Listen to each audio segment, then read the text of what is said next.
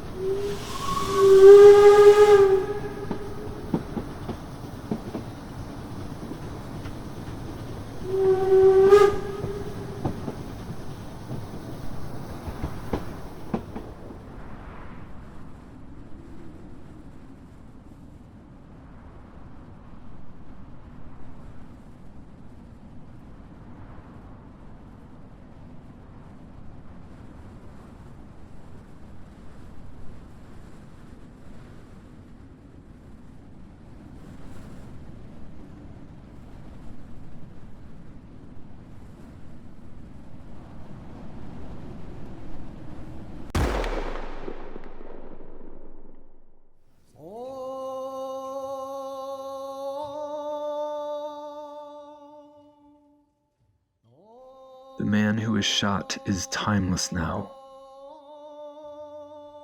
Not even the stone, consoling his spirit, knows his true limitlessness. Waits at the center of time for his spirit, pervasive, listening to the sirens distant on the side of the mountains, the sunsets.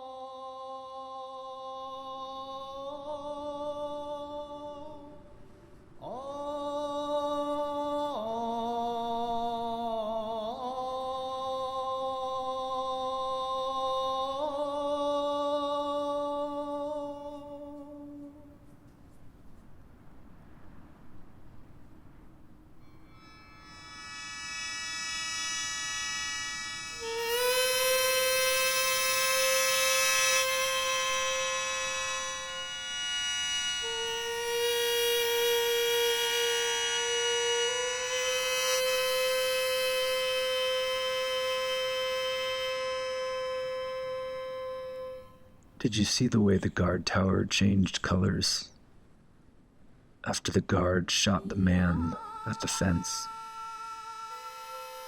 It aged, burned from the inside.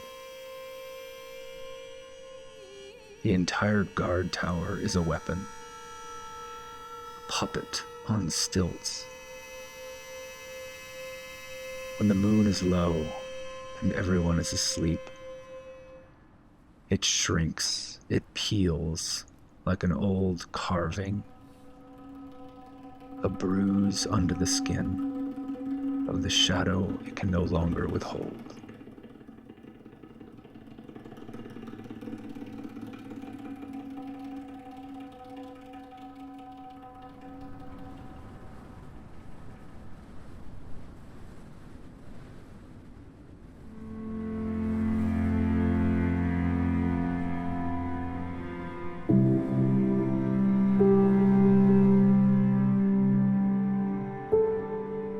When the dust blows through camp, I'm reminded of being at the bottom of the sea, trying to keep up with the waves that rolled us nightly to sleep.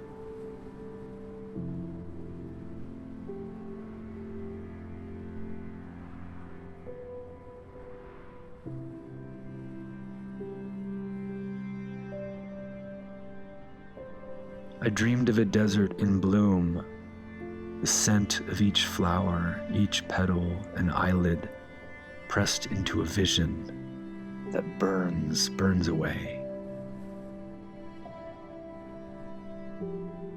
I dreamed of a river of faces hanging over the water, clouds swimming about to pop.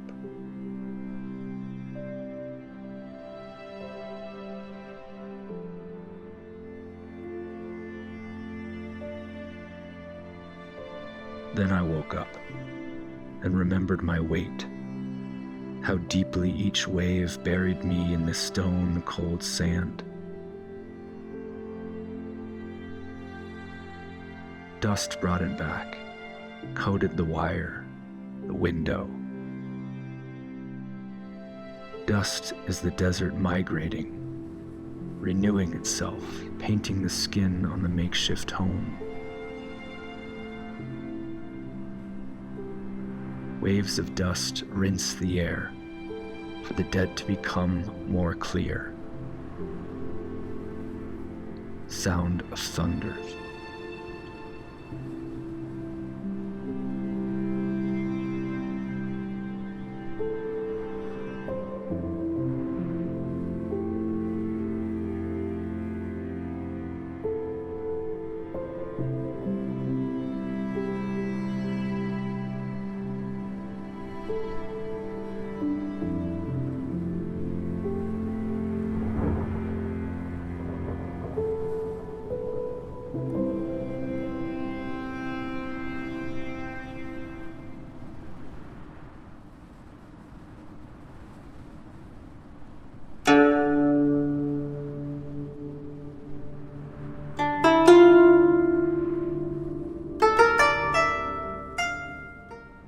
Are the martyrs the ones who turn on the lantern, or the bodies that burn inside it?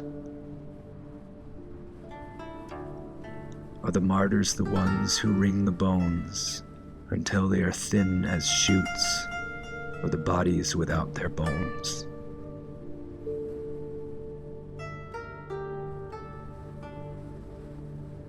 Are the martyrs the ones who stand watch around the perimeter? Are the specters coming closer?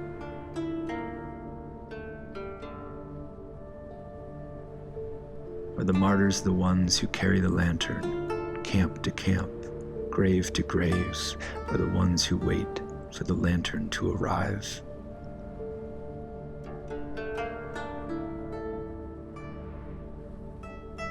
Are the martyrs the ones whose faces can be seen in the light, or the ones with no faces at all?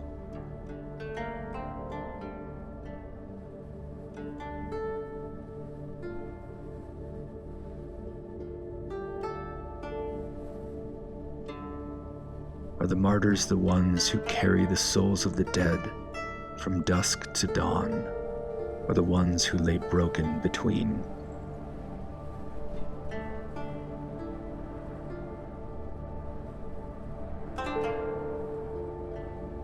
The light from the lantern shakes the horizon. The light from the lantern is climbing.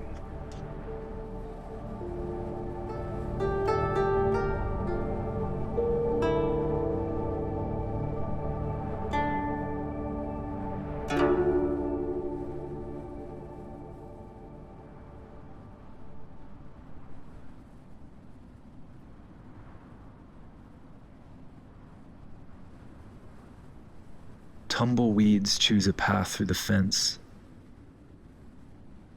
To remember each branches.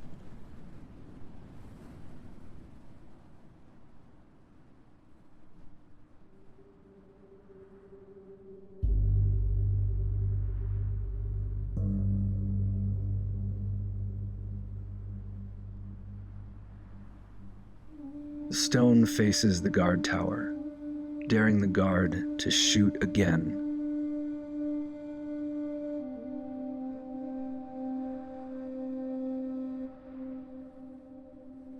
For the stone will bend the fire, will send it like a hard, tumultuous seed into the ground, where it might raise a humble, steely flower.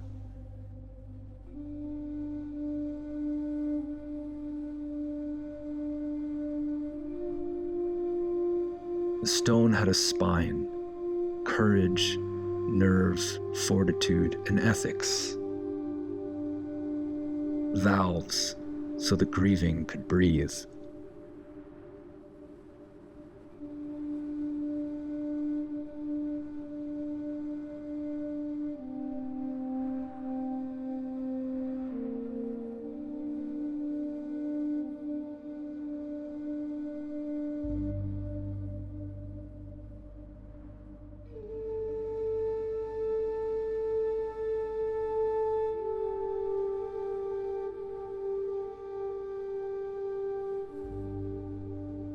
The moon begins to bleed.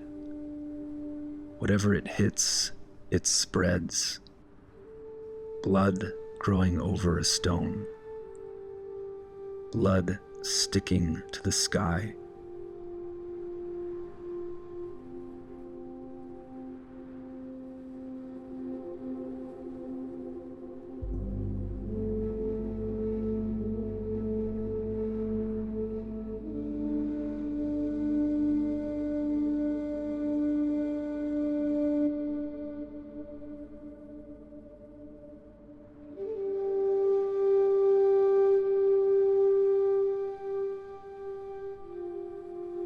I am in the waves again, tumbling across.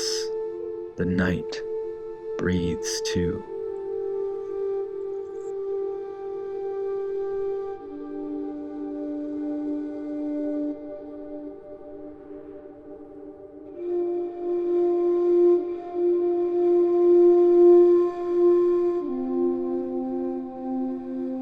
James Hatsuaki Wakasa. Shoichi James Okamoto. Katsuji James Kanegawa. James Hiroshi Ito. Toshiro Kobata. Hirota Isomura. Kanesaburo Oshima. Ichiro Shimoda.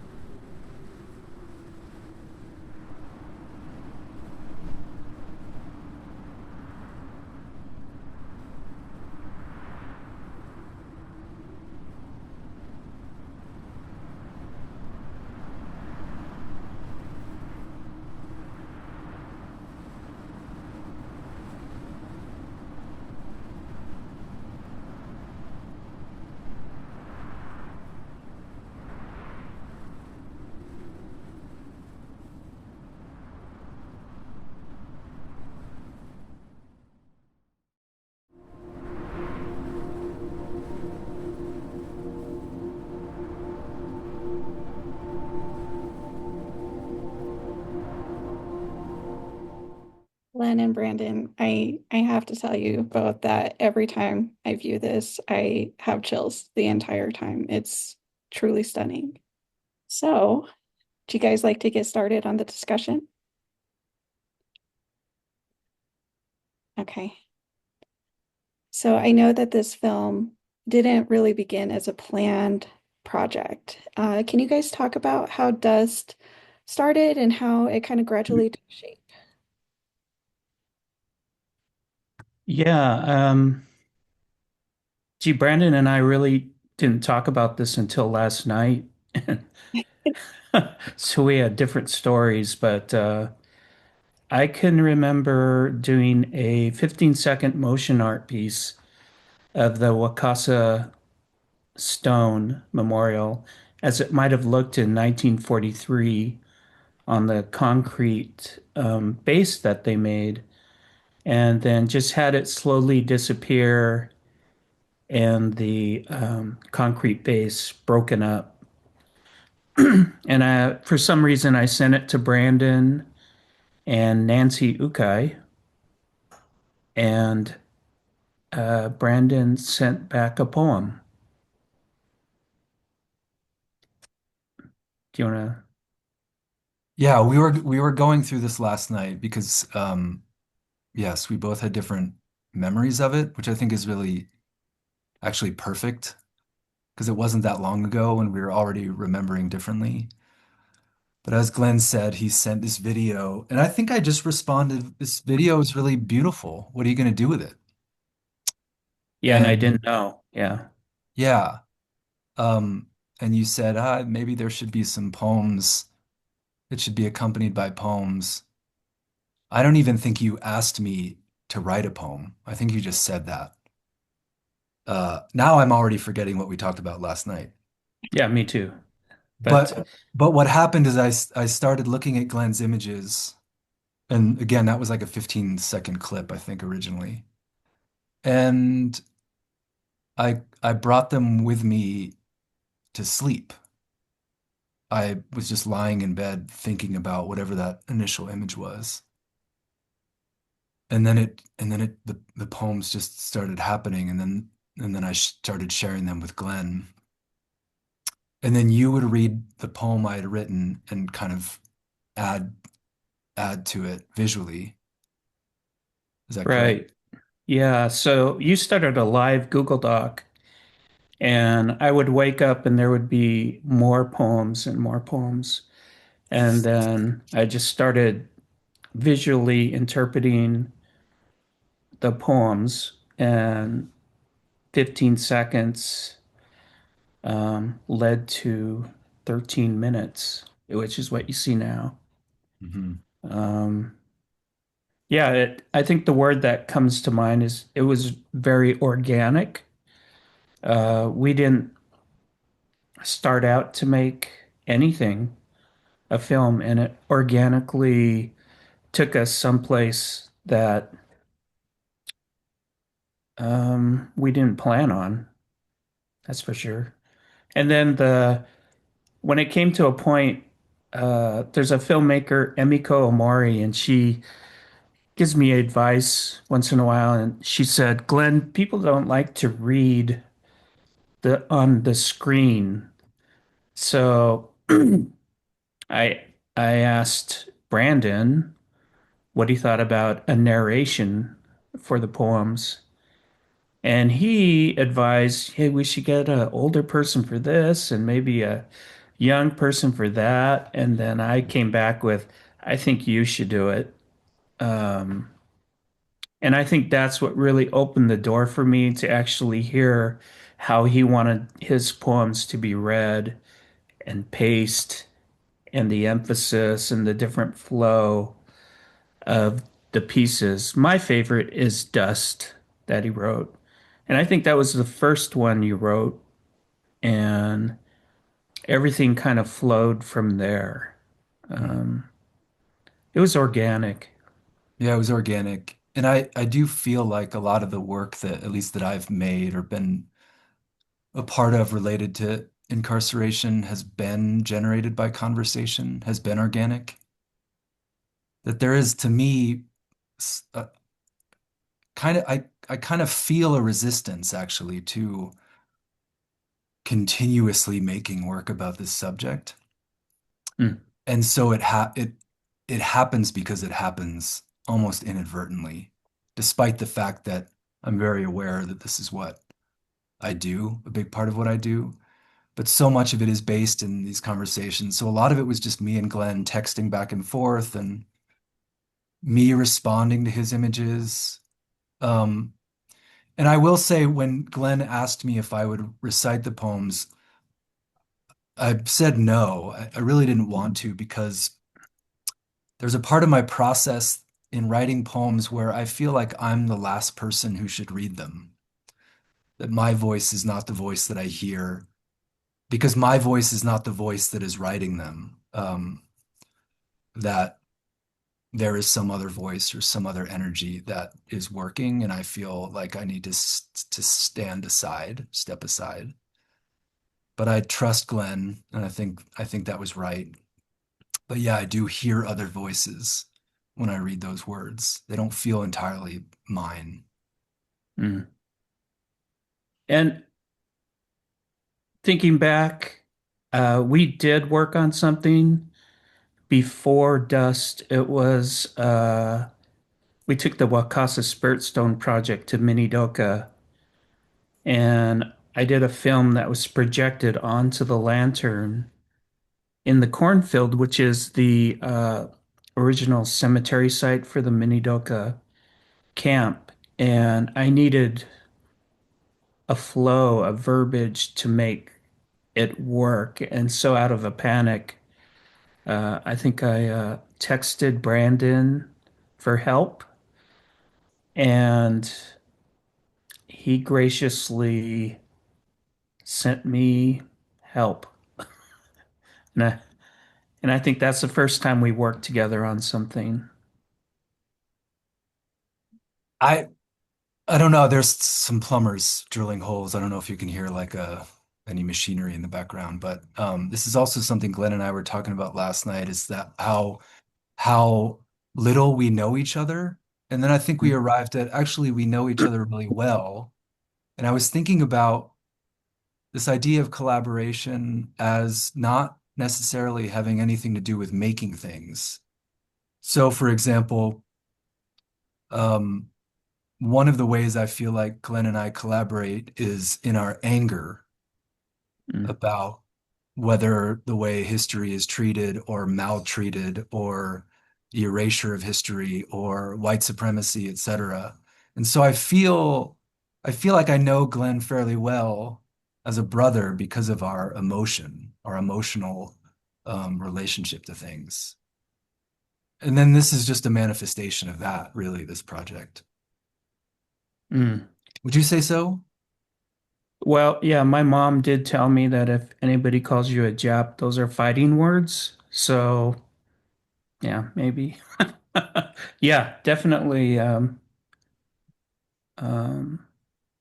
yeah, I mean, your poems fueled Dust to the point where it was um, something I worked on for probably 2.5 months to get the images out of my head. Um, and I do my best creating in the water. So it's our water bill was like crazy and swimming and so forth. And you do your best when you're sleeping.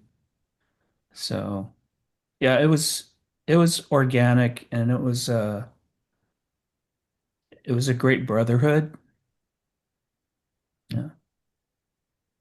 Glenn, I know you said that you've told me this too, that Dust is your favorite poem out of the collection. Why did you feel like this was the one to carry the film and basically be the namesake of the film? Um,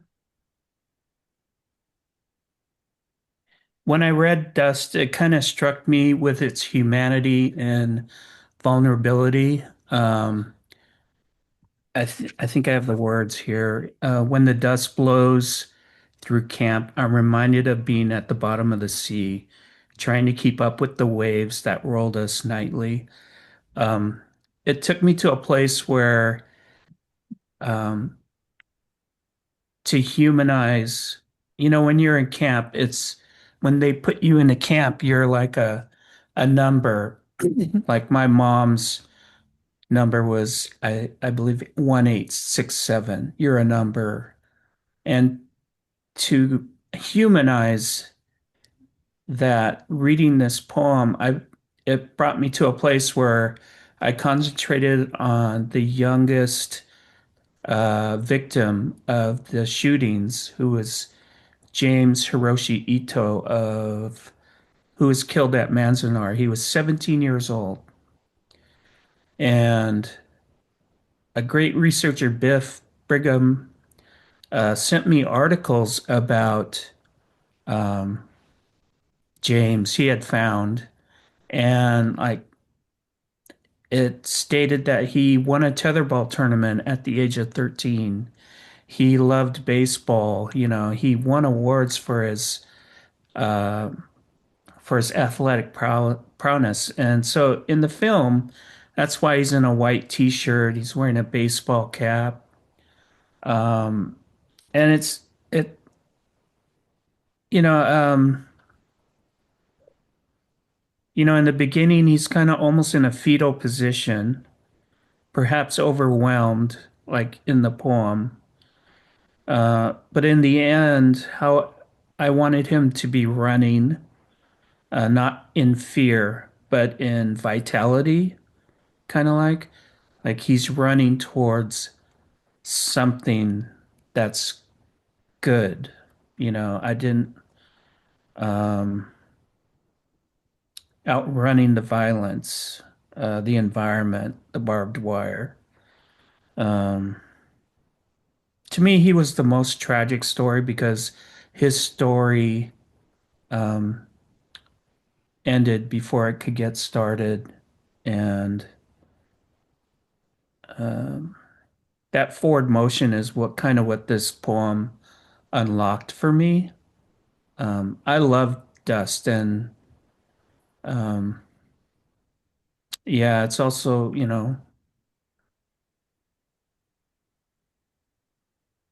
I think it's what kind of shaped the film. And I think it was the first poem.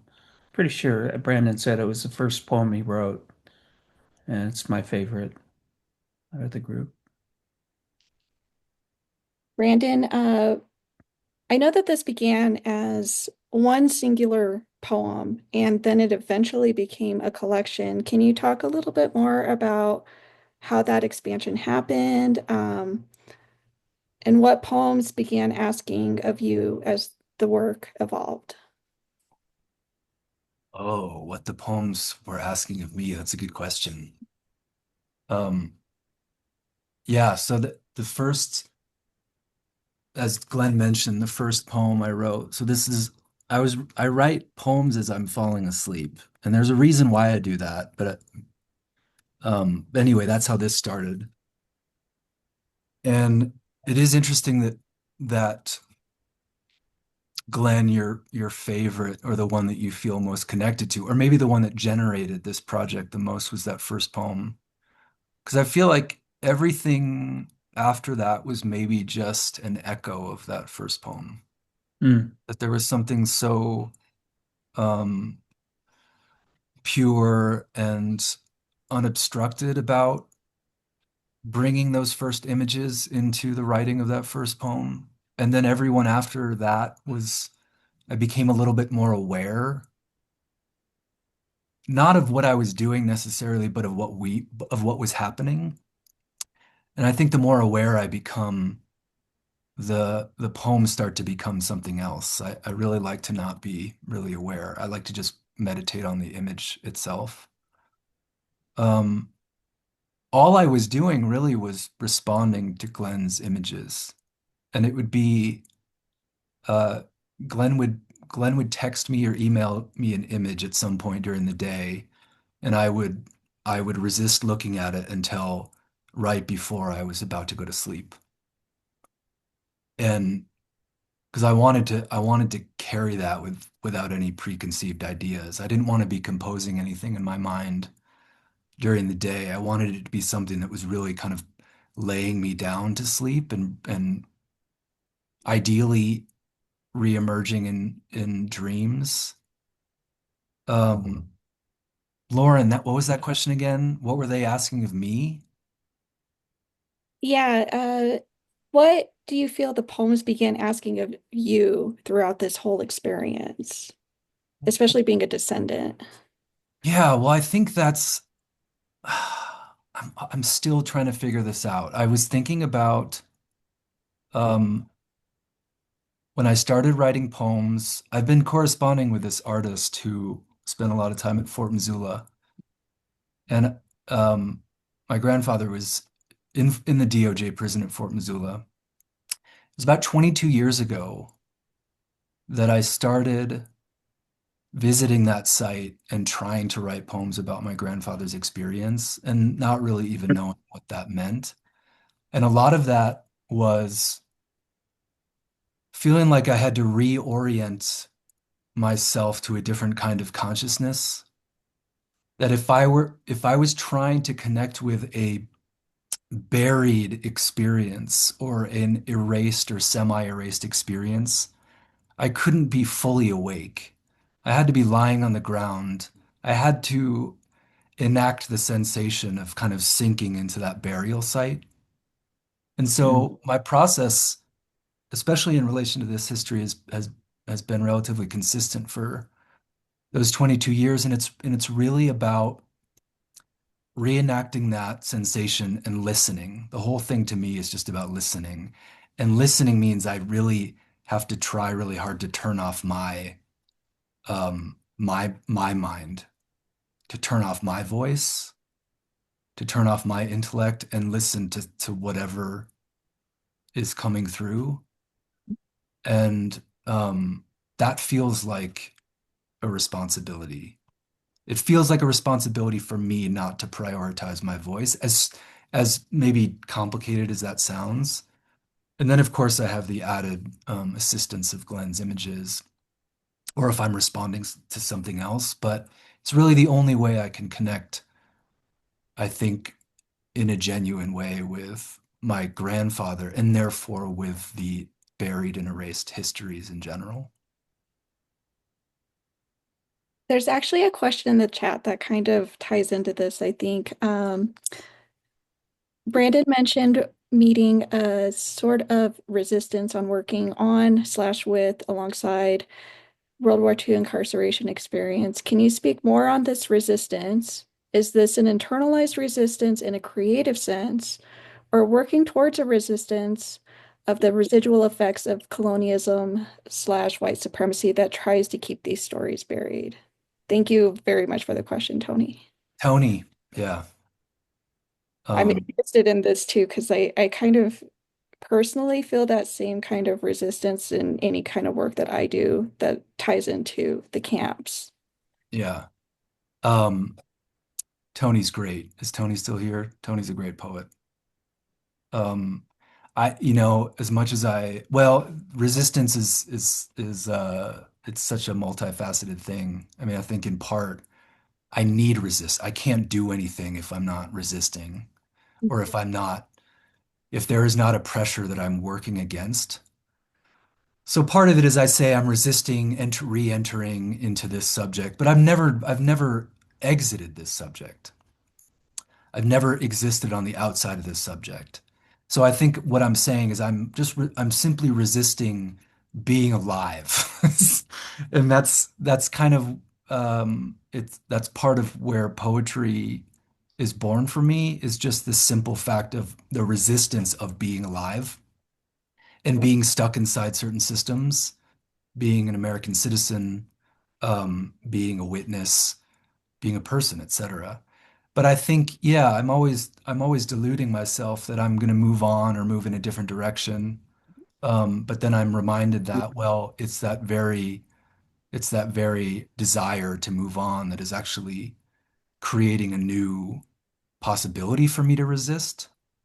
Um, it's all about energy. It's like it opens up a new possibility for a new kind of energy, um, and ultimately, I'm grateful for that, Mm. despite my initial ambivalence, I think, to having to speak or write or think about something that I feel like I've put to bed. Glenn, do you have the same kind of creative resistance that Brandon has when you're producing your artwork? No. Um, because my whole journey kind of stems from my need. Since I lost my mom and dad, it's kind of like my journey to recapture them. And to recapture them is meant learning about my grandfather's life and our whole family's life, which the roots go deep into the ground of Wapato, Washington, of Skycomish, of Portland Assembly Center, of Tule Lake, Heart Mountain. So it's a discovery journey for me. It actually fuels what I do. And I think the urgency and what I feel creatively is kind of driven by would my mom and dad be proud of me for what I'm doing? So I think it's adding gasoline to the fire, kind of. Yeah. I know that we've talked a lot about humanity and humanization. I kind of would like to hear from both of you about how do you convey through film and through art and through writing the humanization of this? I think so often throughout history, we forget that these were actual people that this happened to. And I think us three especially are so close to this. Like my father was incarcerated, so to me it's very, very close. How do you guys go through that process as far as making sure that you're humanizing everybody, this entire historical thing, I guess, if that makes sense? Um, when you're able to put 125,000 people into confinement, I mean, a lot of abstraction has to happen, a lot of um, turning people into numbers and categories. Um, and in doing that, it becomes easier to justify removing these people from society. Um, Humanizing disrupts that. Um, when we encounter people like James Hiroshi Ito as a face, a story, a son, um,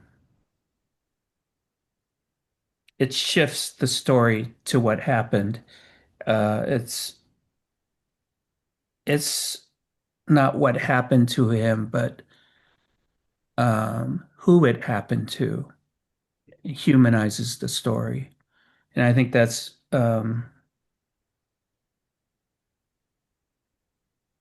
yeah. I mean, incarceration works because you make people invisible, and to humanize them um, is kind of like refusing to be erased.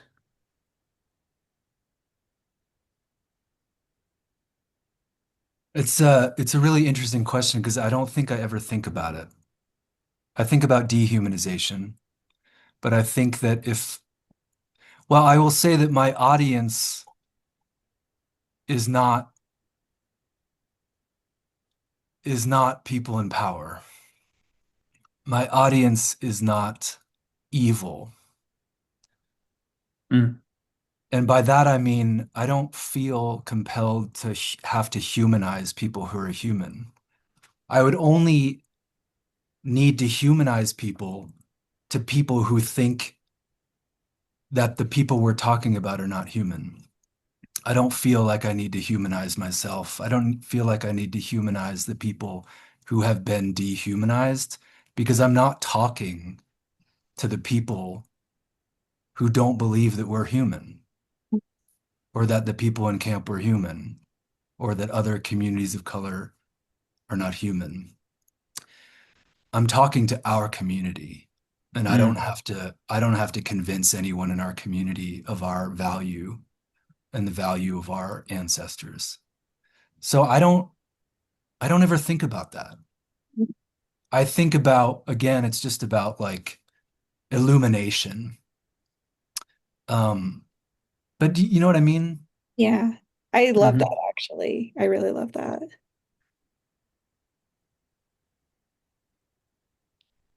I'm gonna get in one last question, so and then I'll open it up a little bit more. So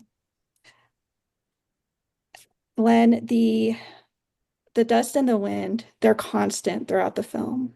And I wanted to ask you, I kind of know the answer, but why do you feel those elements are so important and what do they represent to you? Um, with the Wakasa Spirit Stone project, we went to um, many camps, and I like to spend a day going through the whole camp and taking pictures of the sage and the dirt. And um, I remember at Manzanar, uh, I put my hand down on the ground to take a picture of a barbed wire or something like that. And when I picked my hand up, I had like about 35 thorns in my hand that I had to pick out one by one. Um, and just you know, the wind and the dust are constant. They were constants. The wind plus sand, I think they call that sandblasting, right? And the just the constant wind and sand erodes things. Um, and it had to cause erosion on our ancestors, you know, who were there for 4 years. Um, and dust to dust, as Nancy Ukai said, um, dust to dust carries the meaning of death. Um,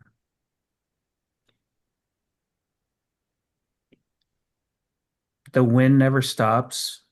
The wind plus the cold becomes like knives.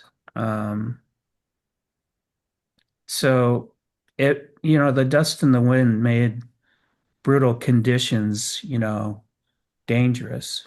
Um, that's why in the making of this film, when you create something with this, uh, it's very layered. You have all these layers of elements, and on the very top was a layer of dust that went over the entire piece. And in the audio section was a soundtrack of wind. So I wanted that to be throughout the whole piece. Um, and, to get together, they kind of reflect how suffering was built into the environment itself. And it had to contribute to some of the deaths of the, almost 2,000 people who died while in camp. I think I told you guys last night that or I think when we viewed the film the first time as a group, it was so odd that evening in Denver. It was so windy afterwards. And I was just like, okay, I hear you. So I Mm. think this film was that was the one thing that really, really stuck with me throughout the whole film is the wind being a constant. And creatively, I wanted that layer of dust in the composition to almost be an irritant, to almost be to bother you visually and in your psyche. Like, why is there so much wind and dust in this thing? You know, um, I wanted it to bug you, you know. It did. Oh, good, good. Um, there's actually a really good question in the chat from Kiku Hughes. I apologize if I butchered your name. Uh, would love to hear Brandon and Glenn's thoughts on being an artist in the time of rising fascism. How do you grapple with the feeling that art isn't enough to stop this machine? Pressure's on. No. I America has always been a fascist country. I'll start there. I believe the American form of democracy is fascist. And so I guess I would ask that question of artists across all time. I mean, Kiku's a great example of somebody who not only makes work as a witness to fascism, rising fascism or fascism in general, but is also an activist. And so I think that some of it is coming, some of it is actually stepping outside of the work that you're making or using the work that you're making to drive different kinds of organizing. But all of my favorite artists and writers and poets were people who came into their power because they were making work against fascism. And so that feels like that's my training as a artist, as a writer, paying attention to people who were dealing with the same things. I mean, this is the whole situation of being a descendant of something like mass incarceration. We're looking back 80 years, but we know that this is just a continuum, you know? And I think when we see things that are happening now, like the reinvocation of the Alien Enemies Act, the reason why we're thinking about it is because that act existed 170 years ago or whatever, and is still on the books. None of this is a surprise. I think in terms of what we do is we have to continue to be vigilant in our work. We have to be really honest, even when it's painful. We have to make sure our work is connecting with the kinds of people that we want to be in camaraderie with and generate new kinds of energy and possibilities with. Um, that's just the beginning of it. I mean, I think I don't actually know if it changes the work we do because the situation has never actually been any different than it is now, as extreme as it is. Um, Everything exists in this country on a continuum of violence.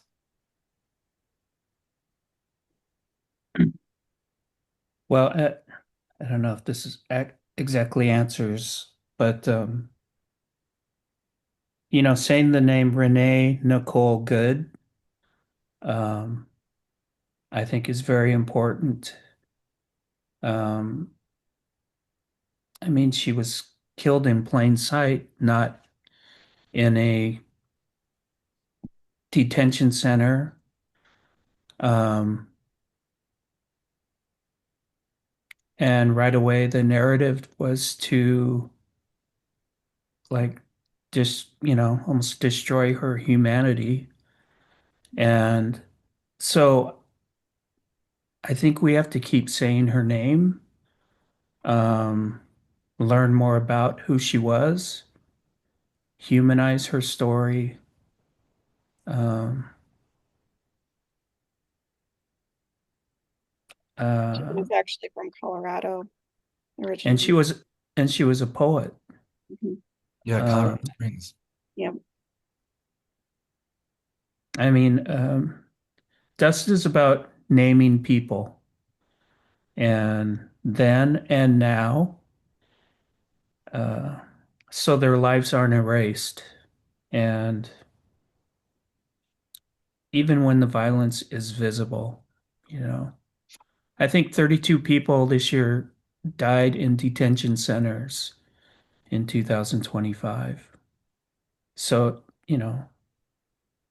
it's still happening. I mean, and now it's blatant. So, um, yeah, keep saying their names and remember their humanity. And artists have a huge role in that.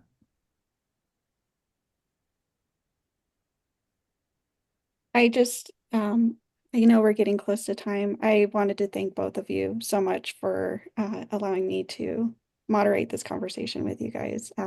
The film is stunning every time I see it. So thank you so much.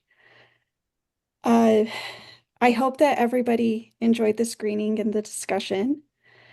And just a few little housekeeping announcements. There are some future events for Dust and the Wakasa Memorial Committee. WMC will hold a Day of Remembrance ceremony at the Ruth Asawa Garden of Remembrance at San Francisco State University on Thursday evening, February 19th at sunset.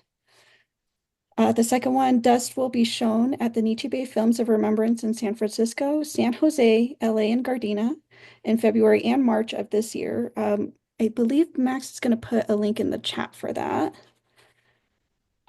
There's also WMC's open letter that advocates for professional and respectful treatment of the Wakasa history stone and site. So far, it has been signed by 1,200 community members and historians and amazing people. And it is still available to support on the Wakasa Memorial Committee's website. If you would like to sign, that would be wonderful.